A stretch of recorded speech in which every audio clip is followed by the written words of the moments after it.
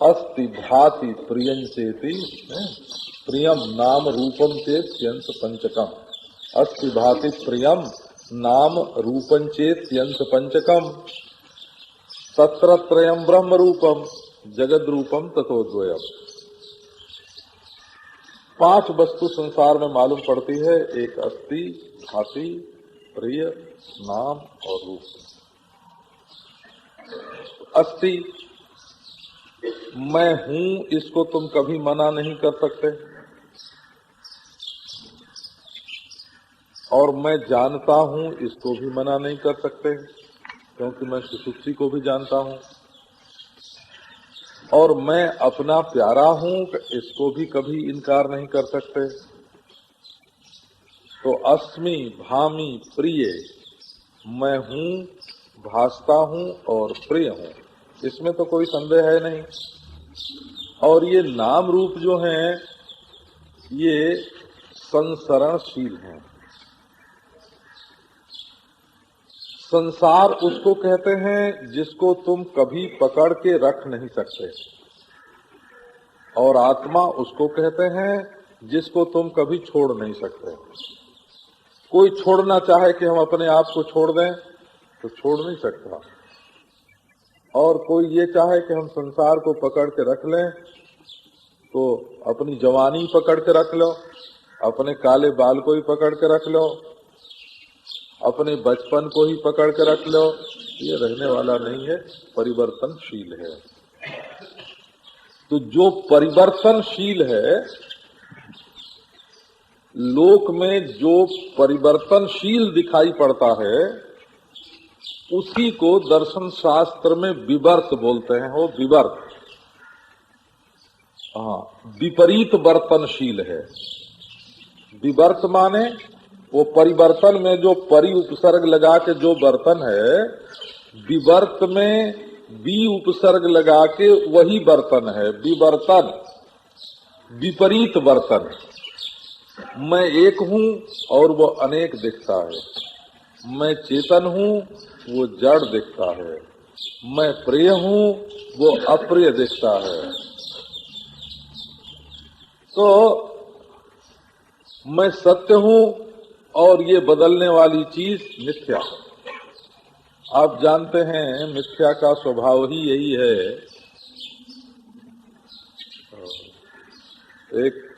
एक बड़ा मौजी साधु था दिल्ली में, कभी कभी आता था, दिल्ली में रहता नहीं था, कभी कभी आता था। तो एक ने आके पूछा कि महाराज कहाँ से पधारे? बोला बिल्कुल रूस से सीधे आ रहा हूँ। तो दूसरे ने थोड़ी देर के बाद आके पूछा, प्रणाम किया, महाराज कहाँ से पधारे? बोले अमेरिका से। तब तीसरे ने पूछा कि अरे भाई मेरठ से आ रहे हैं, क्या पूछते हो? चौथे ने पूछा, बोले कुरुक्षेत्र से आ रहे हैं। तो जो आदमी शुरू से आखिर तक बैठा था उसने पूछा कि महाराज आप किसी को कुछ बता रहे हैं, ये मिथ्या भाषण क्यों करते हैं? तो बड़ा मस्त राम था। बोला कि हम मिथ्या भाषण नहीं करते हैं, मिथ्या में मिथ्या मिला रहे हैं। हम न कहीं आए न कहीं गए हैं, हम न कहीं आए न गए, हम तो ज्यों के त्यों हैं। अब तुम हमारे ऊपर जब मिथ्या ही आरोप करते हो आने जाने का, तो हम स्थान का मिथ्या आरोप कर देते हैं। लो मिथ्या में मिथ्या। तो ये जो सृष्टि है इसमें कहीं ठौर ठिकाना नहीं है। आपको ये सुनाया कि यदि आप सत्य से प्रेम नहीं करोगे तो ज्ञान से भी प्रेम नहीं करोगे, और ज्ञान से प्रेम नहीं करोगे तो आपको आनंद भी नहीं मिलेगा, क्योंकि अज्ञान में दुख ही दुख है। आप भले नकली सिक्के को अपने पास संपत्ति समझ के, पूंजी समझ के सुखी हो लो। हमने सुना हो, भगवान जाने झूठे कि सच, बंबई में एक सौदा हुआ। अब वो आदमी तो हमारे जाने हुए हैं, क्या बताएं, हमें नाम लेना ठीक नहीं है।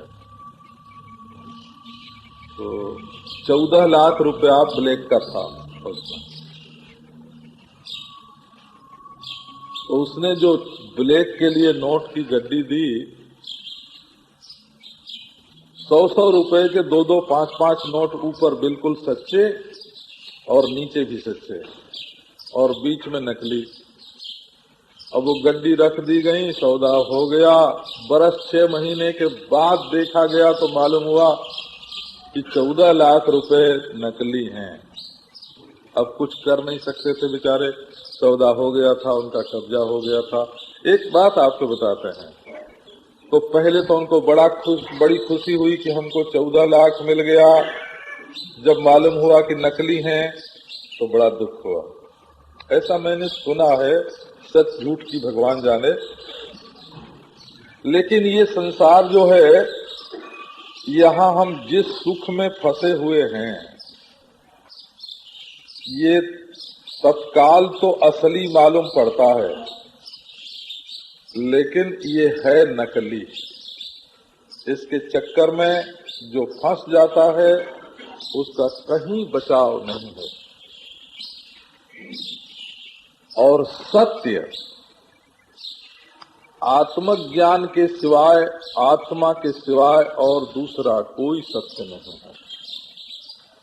परमात्मा ही सत्य है, केवल आत्मा ही सत्य है। तो बोले कि भाई उसको कहाँ ढूंढे? तो मुझको क्या तू ढूंढे बंदे, मैं तो तेरे पास हूँ।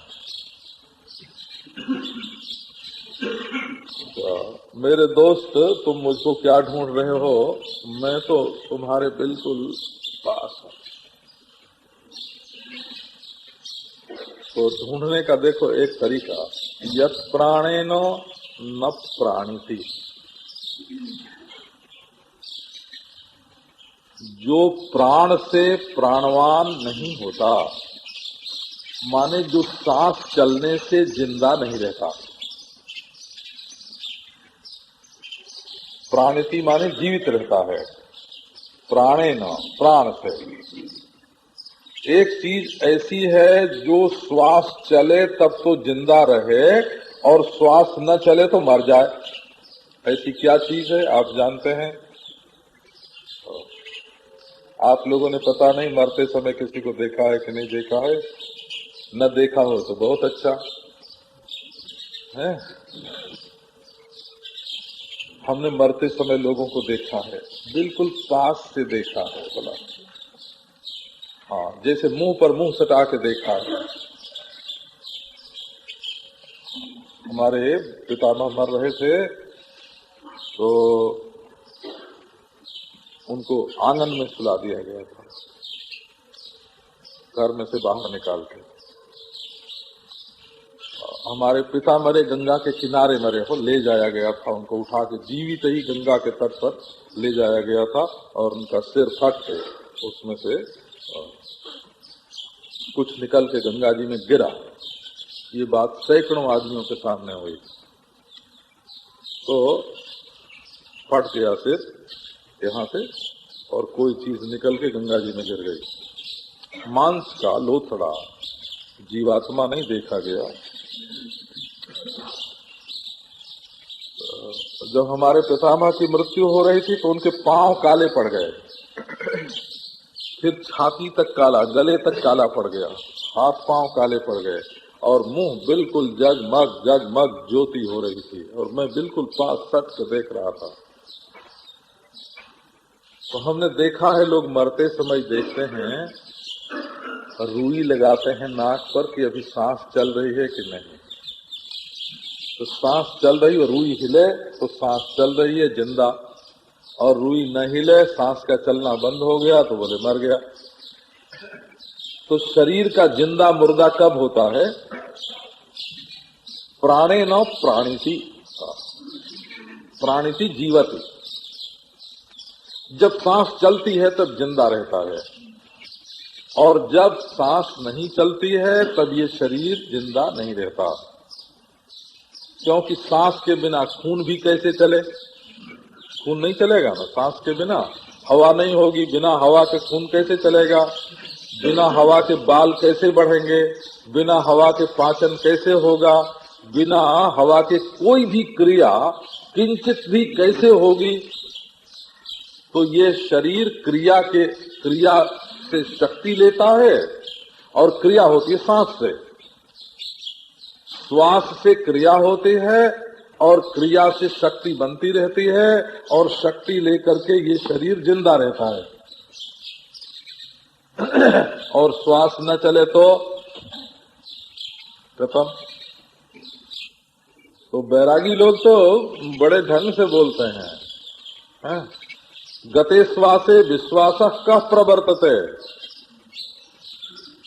जब सांस शरीर के भीतर से बाहर निकल जाता है तो क्या विश्वास है कि वो लौट के आवेगा ही। एक बार सांस शरीर से बाहर गई तो लौट करके आवेगी, इसका क्या विश्वास। तो ये ऐसी इतनी सी चीज है कि बाहर निकलने पर फिर उसको खींचने के लिए जो चीज फूल पटक रही है ना, उसमें जो क्रिया शक्ति है, जो धौंकनी पटकती है तो हवा बाहर निकल जाती है, और फूलती है तो हवा बाहर खींच लेती है। उसकी उस क्रिया शक्ति का कब लोप हो जाएगा इसका क्या पता है। बोले शरीर की तो ये हालत है। और इसी के रिश्ते से दुनिया के सब रिश्ते हैं। धन अपना है, शरीर के रिश्ते से सगे संबंधी अपने हैं, शरीर के रिश्ते से मकान, परिवार, जाति, बंधु, इज्जत, कुर्सी सब है इसी शरीर के रिश्ते से। और शरीर ऐसा है महाराज कि कुछ पता नहीं। ये शरीर की स्थिति है। दूसरे के मरने पर हम रोते हैं और अपने मरने को भूल जाते हैं। ये तो सब देखते हैं ना। अरे यार, हमने 2 बरस के बच्चे को भी मरते देखा है, 6 महीने के बच्चे को मरते देखा है, हमने 15 बरस के लड़के को मरते देखा है, हमने 30 बरस के जवान को मरते देखा है, और हमने 50 बरस के, 100 बरस के। कुछ ठीक है। तो संसार में मृत्यु छाई हुई है। क्या आपने कभी ऐसी चीज पर विचार किया है जो मृत्यु होने पर भी नहीं मरती? उसी का नाम सत है। मौत से भी जिसकी मृत्यु नहीं होती उसका नाम हुआ सत। और अज्ञान से भी जो अज्ञानी नहीं होता उसका नाम है चित्त। और दुख के बादल मंडराते रहें, सारी सृष्टि में दुख छा जाए, दुखों के छाए रहने पर भी जो दुखी नहीं होता उसका नाम है आनंद। अज्ञान के अंधकार में भी जिसको दिखता है उसका नाम है चित्त। और दुख के तूफान में भी दुख की आग जल रही हो और उस समय जो सुखी है उसका नाम है आनंद। और मृत्यु चारों ओर छाई हुई है और उसमें भी जो अमृत है, अमर है, उसका नाम है आत्मा। उसका ज्ञान कराने का अभिप्राय क्या है कि यदि तुम जान लोगे कि हम वही हैं तो चारों ओर तुम्हारे मृत्यु डोलती रहे, तुम अमर होगे। अज्ञान का अंधकार चारों ओर छाया होगा और तुम स्वयं प्रकाश होगे। और दुख का समुद्र उमड़ रहा होगा और तुम आनंद स्वरूप होगे। इसीलिए इस ज्ञान की प्रेरणा महात्माओं ने दी। यदि आप इस जीवन में ही इस ज्ञान को प्राप्त कर लें तो आप अजर अमर हो जाएं, आप स्वयं प्रकाश ज्ञान स्वरूप अपने को अनुभव करें और अब आप परमानंद स्वरूप हो जाएं। ऐसा ये ज्ञान है। तो भाई ये ज्ञान कहाँ मिले? बोले प्राणस्य प्राणः। पहले ही बताया। वो कौन है कि ये जो प्राण चलता है ना, इसका वो प्राण है। प्राण का भी प्राण है, माने प्राण का सार है। इसका अभिप्राय हुआ प्राण का सार है। घड़े का सार क्या है? मिट्टी। औजार का सार क्या है? कि लोहा। जेवर का सार क्या है? कि सोना है। हमारे प्राणों का सार क्या है? बोले परमात्मा, आत्मा, चैतन्य। अपने जीवन को भी छोटी दृष्टि से मत देखो। ये जो द्रव्य है शरीर में, हड्डी, मांस, चाम, विष्ठा, मूत्र, है ना, ये तमस का परिणाम है। और जो क्रिया है वो रजस का परिणाम है। और जो वृत्ति है वो सत्व का परिणाम है। इंद्रिय वृत्ति, मनोवृत्ति, बुद्धि वृत्ति, ये सब सत्व का परिणाम है। परिणाम माने सत्व गुण है। सत्व गुण जो है वही इन के रूप में बदलता रहता है। सत्व गुण से वृत्तियां होती रहती हैं, रजोगुण से क्रियाएं होती रहती हैं, और तमोगुण से द्रव्य बनता रहता है। और इन तीनों जो हैं वो साम्य दशा में एक हैं, प्रकृति हैं। और इनका जो साक्षी है वो चेतन है। तो देखो, बिना गति के सत्व में भी परिणाम नहीं होगा, बिना गति के क्रिया भी नहीं होगी, बिना गति के द्रव्य भी नहीं बनेगा। उस गति में जो शक्ति है, बिना शक्ति के गति नहीं होगी। उस गति में जो शक्ति है उसको बोलते हैं प्राण।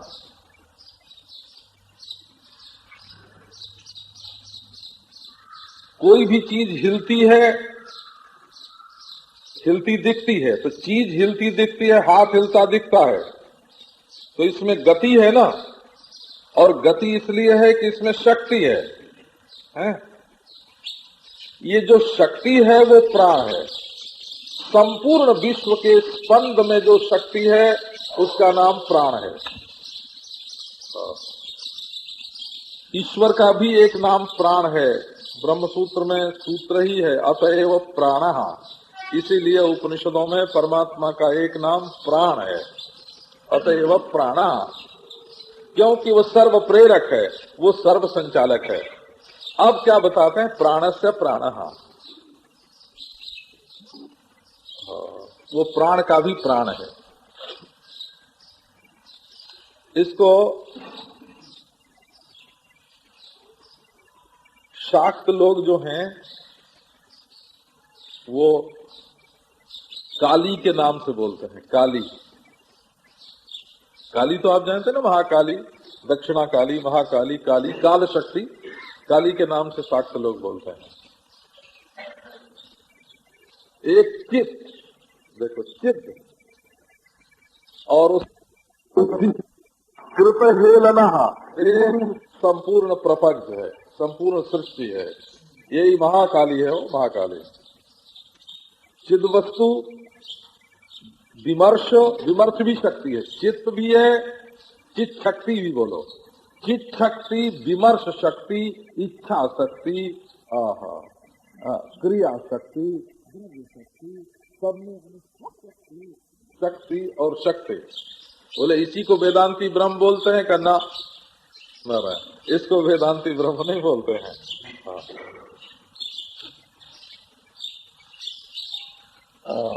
ये आजकल तो महाराज ऐसे कह देते हैं कि जरा आंख के पीछे बैठ जाओ, तो ये क्या है कि बस ये जो पीछे बैठा हुआ है ना, ये ब्रह्म है।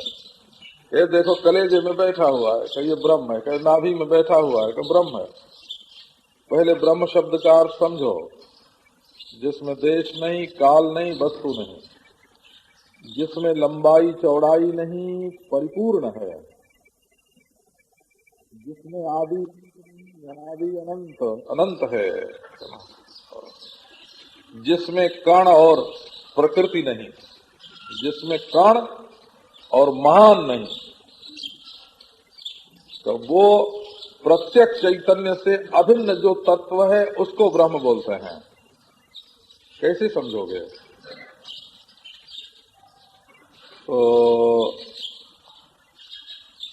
तो समझाने का तरीका है, देखो उपनिषद में समझाया है, ऊर्ध्वम प्राणम उन्नयति अपानम प्रत्यगच्छति मध्ये वामनमासीनम विश्वे देवा उपासते।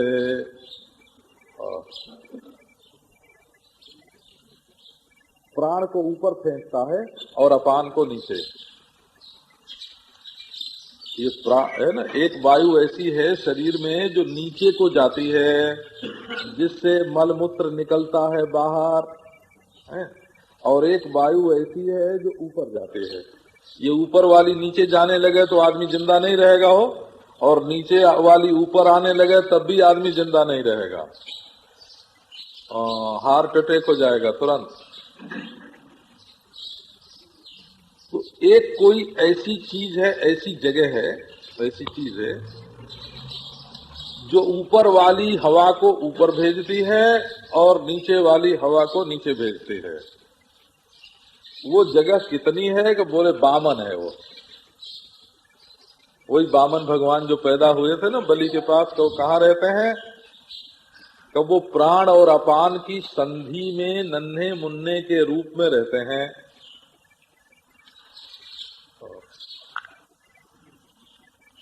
वही रहते हैं नन्हे मुन्ने के रूप में प्राण और अपान की संधि में।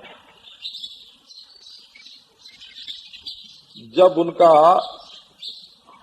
अनुभव होता है ना, वो बामन नन्हे भगवान का,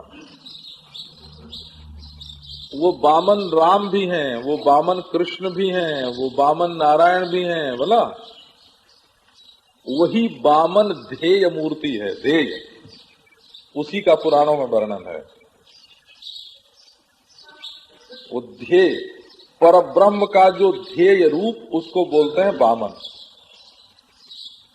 हाँ, मंत्र है वेद में, बामनोह विष्णु रासो, बामन ही विष्णु हो गए। विष्णु माने व्यापक। तो वो बामन जो है वो तो मांगते हैं कि ओ जीव मेरा ध्यान कर, ओ जीव तू अपना तन हमको दे, वो जीव तू अपना प्राण हमको दे, वो जीव तू मन हमको अपना दे। वो तो मांगते हैं, भिखारी हैं, छोटे हैं बेचारे। लेकिन जब जीव उन्हीं नन्हे मुन्ने बामन को अपना मन अर्पित कर देता है तो वो बामन नहीं रहते, तब वो त्रिविक्रम हो जाते हैं। एक पांव में लोक को नापते हैं, दूसरे पांव में परलोक को नापते हैं, और तीसरे लोक में अहंकार को नापते हैं, और फिर त्रिविक्रम भी नहीं रहते, फिर लुप्त हो जाते हैं। हाँ, ये बामन की कथा वेदों में है, ये नहीं समझना कि पुराणों में ही है। हाँ, 2-3 जगह 4 जगह है। बामनोह विष्णु रासो। तो हम लोग मंत्र, ब्राह्मण, आरण्यक तीनों को वेद के रूप में मानते हैं। तो अब ये देखो बामन, बामन कौन है ना? बामन कौन है ऐसा समझो, अरे बामन तुम हो, औरों की बात छोड़ो, बामन तुम हो, हैं? यही नाक से गंध लेता है, यही है हो। कौन सा? जन मनसा न मनुते जेनाहुर मनोमतम, आधा आधा। जद बाचा न अभ्युदितन जेन बाग अभ्युदिते, ये बामन है। जद चक्षुषा न पश्यति जेन चक्षुंसी पश्यति, ये बामन है? और तदेव ब्रह्मत्वम विद्धि, प्रत्यगात्मा का नाम बामन है। ये प्रत्यगात्मा जो है यही प्राण और अपान का विभाग करके दोनों की संधि में अपना आत्मा, प्रत्यगात्मा माने अंतरंग जो अपना आत्मा है, जिससे अंतर अपना कोई नहीं, शुद्ध मैं।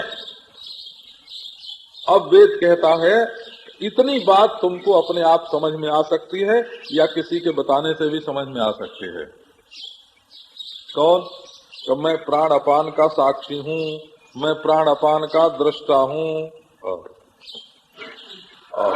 प्राण ऊपर है, अपान नीचे है, मैं मध्य में हूँ, प्राण बाहर है, अपान भीतर है, कि मैं बीच में हूँ।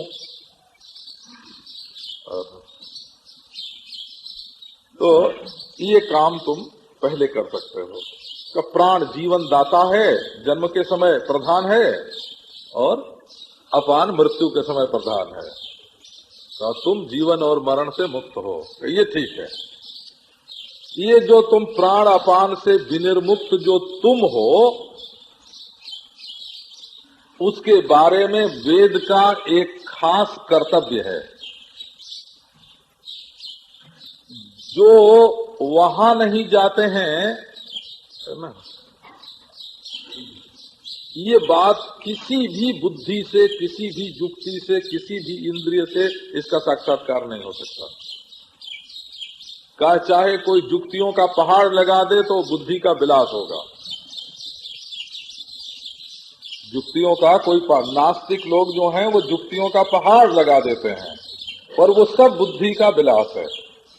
और जोगी लोग बुद्धि को शांत कर देते हैं, तो वो बुद्धि की बीजात्मक अवस्था है। न तो युक्तियों के पहाड़ का नाम वेदांत है, और न तो बुद्धि की बीजावस्था का नाम वेदांत है। वेदांत वो है कि पहले तुमसे ये पूछता है कि जब तुम्हें खूब युक्तियां सूझती हैं तब तुम होते हो कि नहीं? कब मैं होता हूं। कि जब युक्तियां शांत हो जाती हैं और संप्रज्ञात समाधि लग जाती है, जब तुम सविकल्प निर्विकल्प समाधि में जाते हो, जब तुम सबीज और निर्बीज समाधि में स्थित हो जाते हो, तब तुम रहते हो कि नहीं? कब मैं रहता हूं। निर्बीज समाधि में भी तुम रहते हो, और मूढ़ता और विक्षेप में भी तुम रहते हो। कि रहते हो ना, कहा कि सारी अवस्थाएं बदल जाती हैं, तुम रहते हो, कहा ठीक है? सारे स्थान बदल जाते हैं और तुम रहते हो।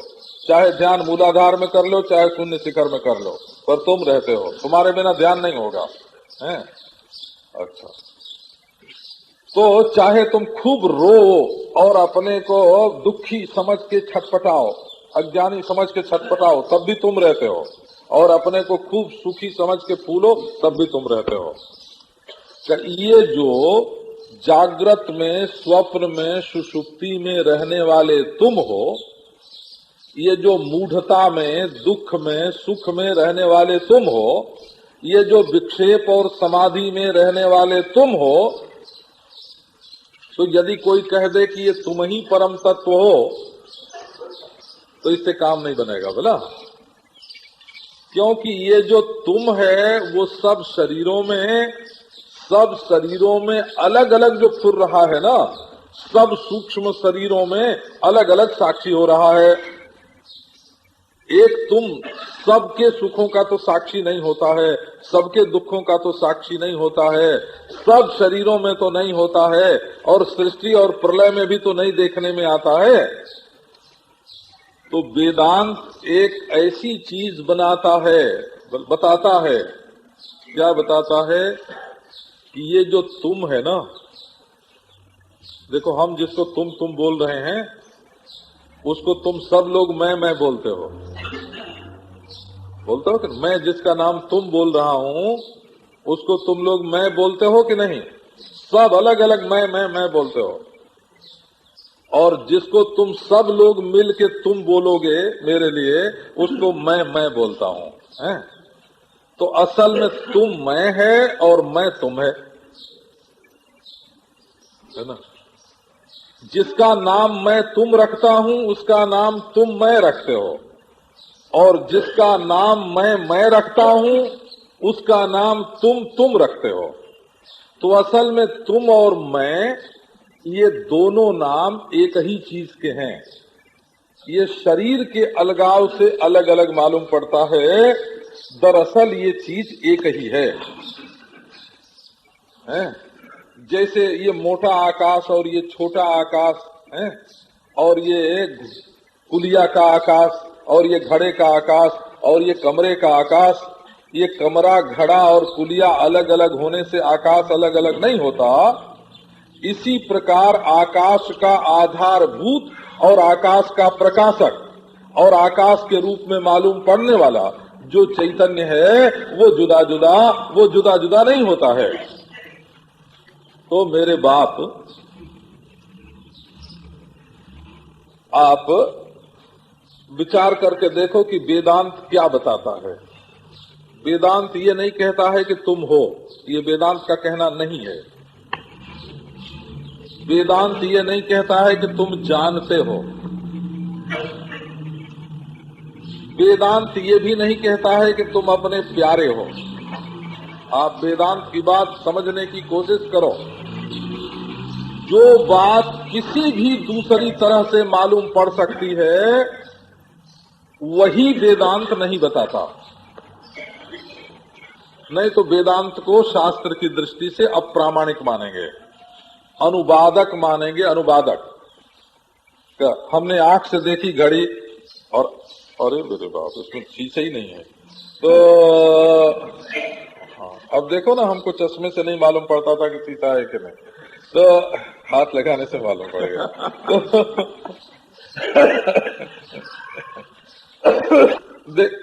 ये वेदांत की ये रीति है कि जो किसी भी प्रमाण से न, जो आंख से दिख जाता है तो उसको तो आंख ही बता देती है। वेदांत क्यों बतावे? पीसे हुए को क्यों पीसे? अब शास्त्र अनुवादक नहीं होता है। दूसरे प्रमाण से सिद्ध वस्तु को बताने के लिए शास्त्र की जरूरत नहीं होती। डॉक्टर का रजिस्टर वही बताता है जो उसने रोग की परीक्षा करके और उस पर दवा करके ये देख लिया है कि इस दवा ने फायदा किया। डॉक्टर का रजिस्टर अनुवादक होता है। डॉक्टर के अनुभव का अनुवादक होता है डॉक्टर का रजिस्टर। लेकिन वेदांत इंद्रिय और मन के अनुभव का अनुवादक नहीं होता है ना। कि आंख ने देखा लाल तो वेद कह रहा है लाल, आंख ने कहा पीली तो वेद ने कहा पीली। वो आंख का नौकर नहीं है ना, वो जीभ का नौकर नहीं है, वो नाक का नौकर नहीं है, वो मन का नौकर नहीं है, वो बुद्धि का नौकर नहीं है। वेदांत वो चीज बताता है जो किसी भी इंद्रिय से जागृत और स्वप्न में नहीं भासते, और जो साक्षी को भी सुषुप्ति और समाधि में जो चीज नहीं दिखाई पड़ती, जुक्तियों से जो चीज नहीं दिखती और समाधि से भी जो चीज नहीं दिखती, वो चीज वेदांत बताता है। तो वेदांत कैसे बताता है? उसने कहा देखो, तुम ये अनुभव करते हो ना कि प्राण ऊपर जाता है और लौटता है। कहाँ अनुभव करते हैं? का अपान वायु नीचे जाती है। का ये देखते हो ना, अपान वायु लौटती नहीं है। ये आपको अपान की विशेषता ये मालूम होनी चाहिए ना, होगी ये तो मालूम। ये अपान वायु निकल के लौटती नहीं है और प्राण वायु निकल के भी लौट जाती है ना। तो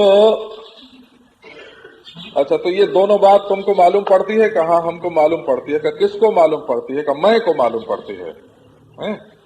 बस इतना ही तुमको जुक्ति से और समाधि से और सुषुप्ति से इतना ही मालूम पड़ सकता है कि मुझे प्राण का आना जाना मालूम पड़ता है।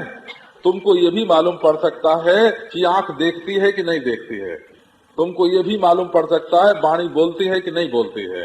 तुमको ये भी मालूम पड़ सकता है कि मन सोचता है कि नहीं सोचता है। तुमको ये भी मालूम पड़ सकता है कि बुद्धि सोती है कि जागती है। तो जिसको सब मालूम पड़ता है वो मैं हूँ। इतना तो तुमको बिना वेदांत के मालूम पड़ सकता है कि मैं दृष्टा हूँ, मैं साक्षी हूँ, मैं अनेक में एक हूँ। मैं शांति का भी साक्षी हूँ, विक्षेप का भी साक्षी हूँ, मूढ़ता का भी साक्षी हूँ। लेकिन अपरिच्छिन्नता जो है, अपरिच्छिन्नता माने अखंडता। अपनी अखंडता तुम्हें अपने आप नहीं मालूम पड़ेगी। क्या बोले मैं इसका साक्षी हूं, मैं इसका साक्षी हूं, मैं इसका साक्षी हूं। तो एक हुआ साक्ष्य और एक हुआ साक्षी। ये साक्षित्व का जो भाव है ये साक्ष्य सापेक्ष है। माने किसी के तुम साक्षी हो, कोई है जिसको जानने वाले तुम हो, कोई अनेक है जिसमें एक तुम हो, कोई जड़ है जिसमें चेतन तुम हो, कोई दिखने वाला है जिसके देखने वाले तुम हो।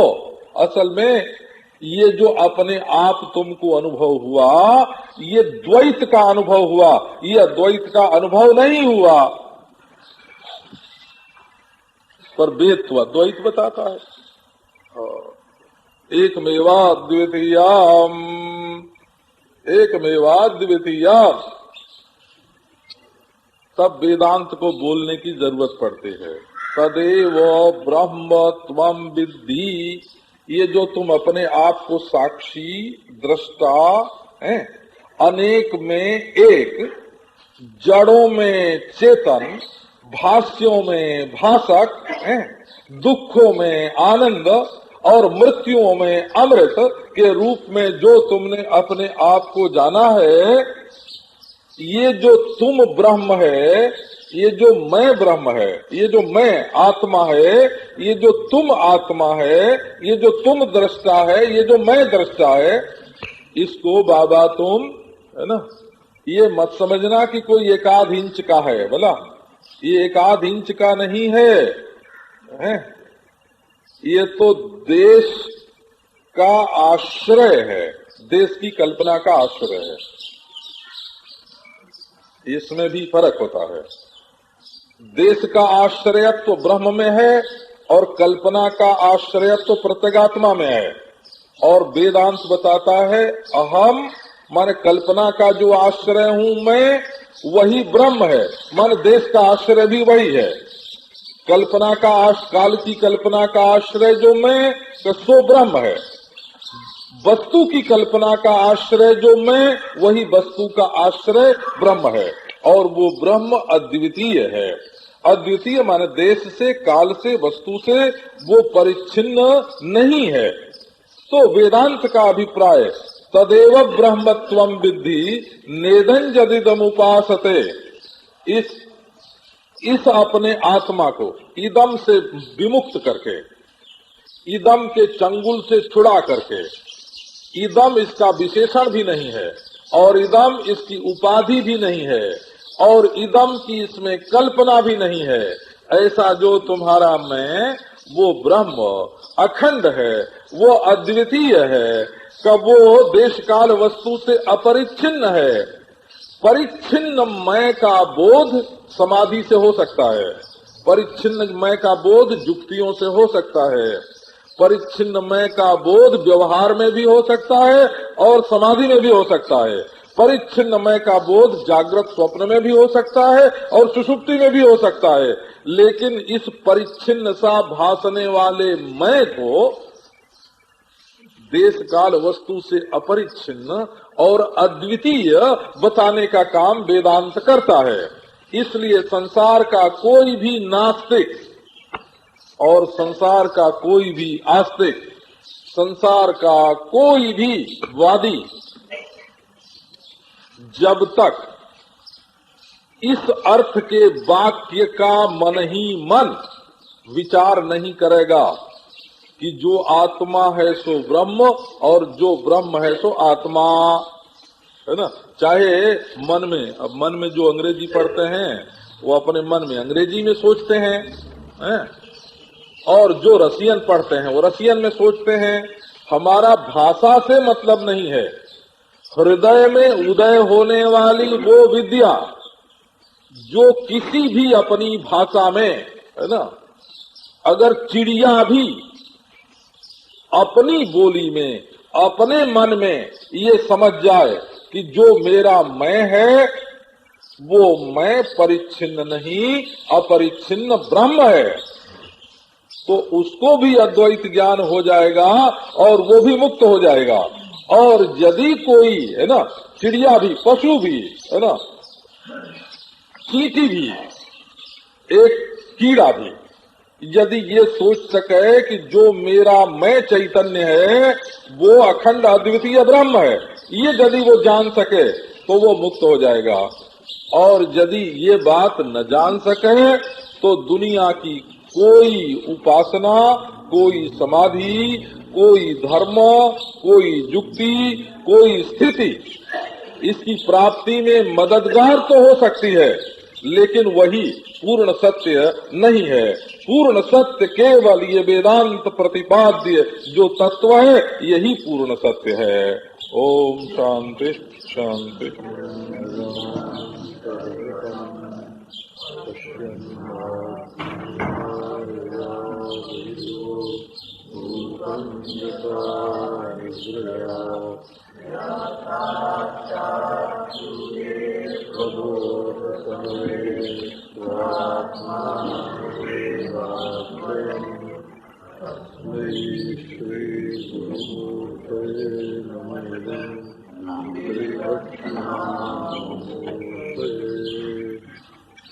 ओम आप्यायन्तु ममाङ्गानि वाक् प्राणश्चक्षुश्रोत्रमथो बलमिन्द्रियाणि च सर्वाणि सर्वं ब्रह्मोपनिषदम् माहं ब्रह्म निराकुर्याम् मा ब्रह्म निराकरोत् अनिराकरणमस्तु अनिराकरणं मे अस्तु तदात्मनि निरतेजो उपनिषत्सु धर्माः ते मयि सन्तु ते मयि सन्तु। ओम अथ द्वितीय खंडः।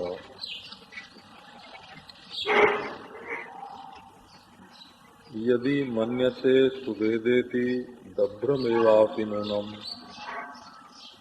त्वं वेत्थ ब्रह्मणो रूपम् यदस्य त्वं यदस्य देवेषु अथनु मीमांस्यमेव ते मन्ये विदिताम्। जो कुछ हेय है और जो कुछ उपादेय। हेय माने त्याज्य और उपादेय माने ग्राह्य। जिसको हम छोड़ सकते हैं और जिसको पकड़ सकते हैं। तो जिसको छोड़ सकते हैं वो भी आत्मा नहीं है और जिसको पकड़ सकते हैं वो भी आत्मा नहीं है, क्योंकि छोड़ने वाला पकड़ने वाला जो मैं है उसका साक्षी आत्मा है। और जो कुछ छोड़ा जा सकता है और जो कुछ पकड़ा जा सकता है तो वो भी विषय ही है। तो उसका जो अधिष्ठान है सो ब्रह्म है, वो ब्रह्म नहीं है।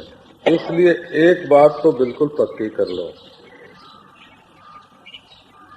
कि विज्ञान की, यांत्रिक प्रत्यक्ष की, साइंस की चाहे जितनी भी उन्नति होए,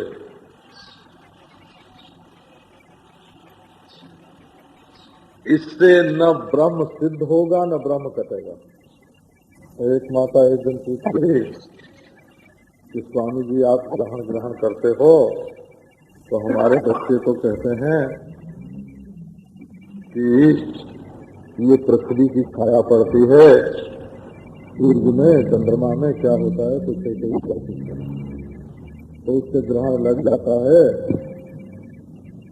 तो ये बात हमारे बच्चे जो कहते हैं कुछ सच्ची है कि झूठी है? इंद्रियों से अनुभव में आती है और मन के ध्यान में आती है और बुद्धि से सोची जा सकती है और यंत्रों से प्रत्यक्ष होती है। उस बात को छोड़ा भी जा सकता है और पकड़ा भी जा सकता है। ये यंत्र को हाथ में रख भी सकते हैं और फेंक भी सकते हैं। मशीन को हाथ में रख भी सकते हैं, फेंक भी सकते हैं। कई लोग अपनी आंख भी फोड़ देते हैं। कई लोग ऐसी दवा खा लेते हैं कि उनका मन बेहोश हो जाए। कई लोग ऐसी चीज कर लेते हैं कि बुद्धि खराब हो जाए, तो अपने से अन्य जो वस्तु है वो छोड़ी भी जा सकती है, पकड़ी भी जा सकती है, और वो मालूम भी हो सकती है और ना मालूम भी हो सकती है। लेकिन मालूम और न मालूम दोनों का जो साक्षी है वो यंत्र का कभी विषय नहीं होगा। यंत्र माने मशीन, ये ना यंत्र मंत्र तंत्र ये सब नहीं, टूना टोटके की बात नहीं है। एक ऐसी वस्तु है